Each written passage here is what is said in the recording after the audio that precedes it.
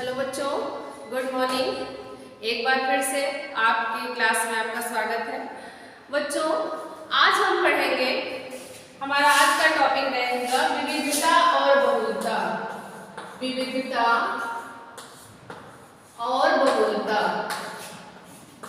आज की क्लास में हमारा टॉपिक है विविधता और बहुलता। विविधता क्या होती है और बहुलता क्या है, ये हम जानेंगे। तो बच्चों, विविधता, जिसको हम डाइवर्सिटी कहते हैं, हमारे देश में बहुत सी जाति, धर्म, संप्रदाय, वर्ग, प्रजातियां, जातियां पाई जाती हैं। तो इन सबसे क्या अर्थ है, जैसे कि विविधता का अर्थ योग्यता, लिंग, जाति, प्रजाति, भाषा, चिंता स्तर, इन सारे स्तरों पर जो डाइवर्सिटी या भिन्नता पाई जाती है उसको हम विविधता के नाम से जानते हैं। और बहुलवाद क्या है? तो बहुलवाद में सामाजिक संरचना, सामाजिक संस्कृति तथा सामाजिक व्यक्तित्व मिलकर ही सामाजिक प्रणाली का निर्माण करते हैं। जो हमारा सोशल स्ट्रक्चर होता है, सामाजिक संरचना होती है, सामाजिक संरचना या सोशल स्ट्रक्चर जो हमारा होता है, ये जो सोशल स्ट्रक्चर है, सोशल स्ट्रक्चर किससे मिलकर बनता है? हमारी समिति, संस्था, समुदाय, समूह, इन सब चीजों से मिलकर हमारी सामाजिक संरचना का निर्माण होता है। सामाजिक संरचना, सामाजिक संस्कृति, प्रत्येक समाज की एक संस्कृति होती है। सामाजिक संस्कृति, हर समाज में एक संस्कृति पाई जाती है जिसके अनुरूप उस समाज के व्यक्तियों से ये उम्मीद की जाती है, आशा की जाती है कि वो संस्कृति के अनुरूप ही अपने व्यवहार प्रतिमान को रखें। उनके लिए कुछ प्रतिमान निर्धारित किए जाते हैं और उन्हीं के अनुसार वो व्यवहार करना होता है।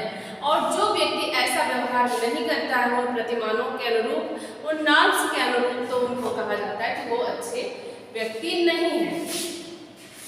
फिर सामाजिक व्यक्तित्व मिलकर ही सामाजिक प्रणाली का निर्माण करते हैं। सामाजिक व्यक्तित्व क्या होता है? सामाजिक व्यक्तित्व, अगर कोई व्यक्ति समाज में रह रहा है तो उसका जो पर्सनालिटी डेवलपमेंट है वो अच्छे तरीके से, सोशल तरीके से होना चाहिए। वो समाज के हर कार्यों में, समाज के व्यवहार प्रतिमानों को, नियमों को अच्छे से माने और उसी के अनुरूप व्यवहार करे, जिससे वो समाज के विकास में योगदान दे सके और अच्छे व्यक्तित्व का मालिक हो। तो बच्चों, सामाजिक संरचना, सामाजिक संस्कृति और सामाजिक व्यक्तित्व मिलकर ही सामाजिक प्रणाली का निर्माण करते हैं।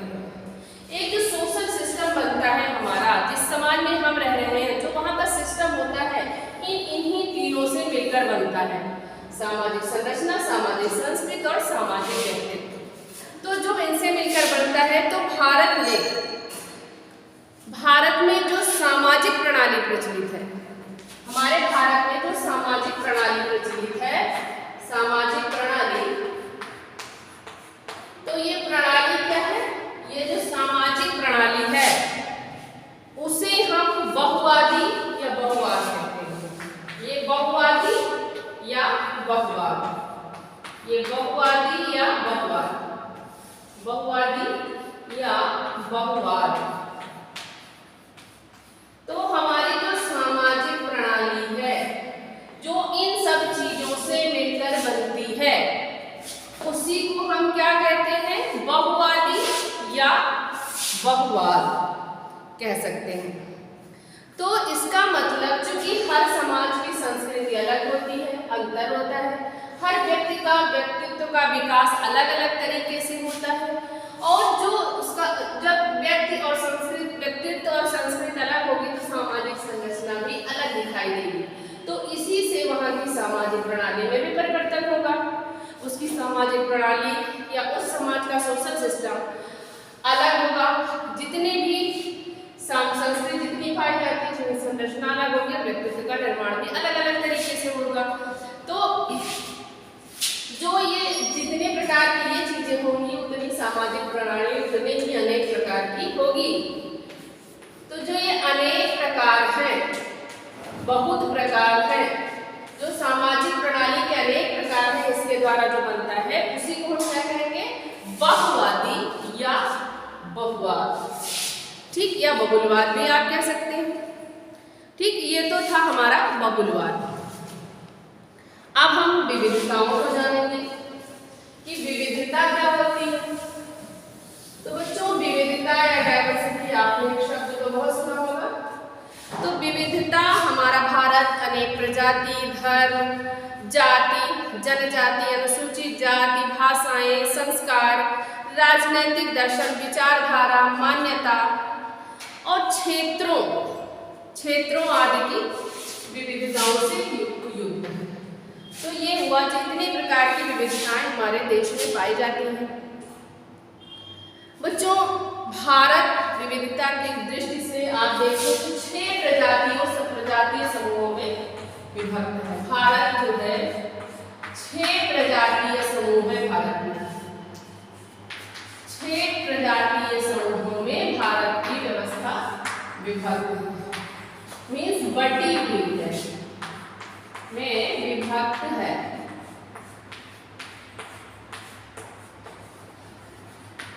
भारत 6 प्रजातीय समूहों में विभक्त है। और इसमें आपका आएगा नीग्रिटो पहला, फिर प्रोटो ऑस्ट्रेलाइड आएगा, मंगोलाइड आएगा, द्रविड़, ब्राजीफेशाल और नार्डिका। ये जो 6 जो इसकी प्रजातीय भिन्नताएं हैं, पहले आपका आएगा नीग्रिटो, प्रोटो ऑस्ट्रेलाइड, दूसरा है प्रोटो ऑस्ट्रेलाइड, प्रोटो ऑस्ट्रेलाइड,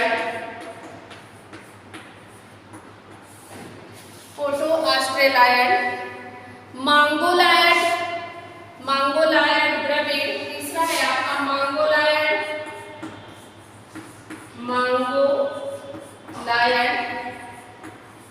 फिर चौथा है आपका द्रविड़,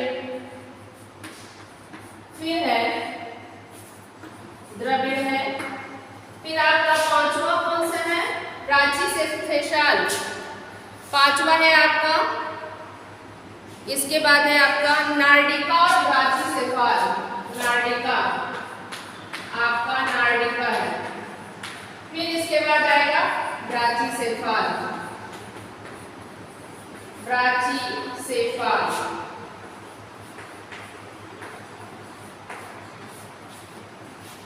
ठीक।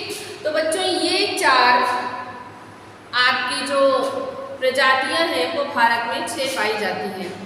इसके अतिरिक्त भारत विभिन्न धर्मों से युक्त देश भी है। यहाँ कई तरह के धर्म पाए जाते हैं जिनका ओरिजिन यहीं से हुआ है। भारत में मुख्य रूप से हिंदू, मुस्लिम, सिख, ईसाई, जैन धर्म पाए जाते हैं और कुछ संख्या बौद्ध और पारसी धर्म मानने वाले लोगों की भी है। ठीक है बच्चों, इसके बाद भारत में लगभग 3000 जातियां पाई जाती हैं। जातियों की संख्या लगभग 3000। भारत में जातियों की संख्या लगभग 3000 पाई जाती है और भारत में इनका उद्भव और विकास 4 वर्णों के नाम आप जानते होंगे, ब्राह्मण, क्षत्रिय, वैश्य और शूद्र, जो हमारे वैदिक काल में बताया गया था। तो इन्हीं वर्णों से इन जातियों की उत्पत्ति मानी गई है। और भारत में बच्चों अनेक ट्राइब सोसाइटी भी हैं, मतलब जनजातियां भी हैं। हमारे भारत में अनेकों जनजातियां भी हैं। इसमें से जनसंख्या में इनका 7.8% हिस्सा है जनजातियों का भी। और भारत में यहाँ लगभग 1652 भाषाएं भी बोली जाती हैं। 1652 भाषाएं भी भारत में बोली जाती हैं। भाषाएं भी हैं 1652 और आपकी बोलियां भी पाई जाती हैं। 1652 भाषाएं और बोलियां भी पाई जाती हैं। और जो है हमारे अनुसूचित जातियों की जनसंख्या अनुसूचित जात जो हमारे यहाँ देश में है उनकी संख्या 277 बताई जाती है और इनका जनसंख्या में कुल 16.73% इनका हिस्सा है। बच्चों, तो जब भाषा की विविधता है, प्रजातियों की विविधता है, जातियों की विविधता है और बोलियों की विविधता, जो अलग अलग ये चीजें हैं, यही भारत को एक विविधता में बांटती हैं। यही भारत को एक विविधता भारत में दर्शाती है कि भारत में अनेक तरह की विविधता पाई जाती है। भारत में संस्कारों में विविधता है, जैसे हिंदू धर्म में 16 संस्कार पाए जाते हैं जो गर्भाधान से शुरू होकर मृत्यु तक चलते रहते हैं। तो बच्चों, इन विविधताओं को, विविधता से आशय क्या है कि हमारे देश भारत में विभिन्न जातियों, धर्मों, समूहों के लोग जो पाए जाते हैं वो जो है वो मिलाकर भारत को एक विविधता प्रधान देश घोषित करते हैं या विविधता भारत विविधताओं का देश माना जाता है। अब हम जानेंगे कि विविधताओं के प्रकार कितने प्रकार के होते हैं। विविधता, टाइप्स ऑफ डाइवर्सिटी मीन्स विविधता कितने प्रकार की होती है।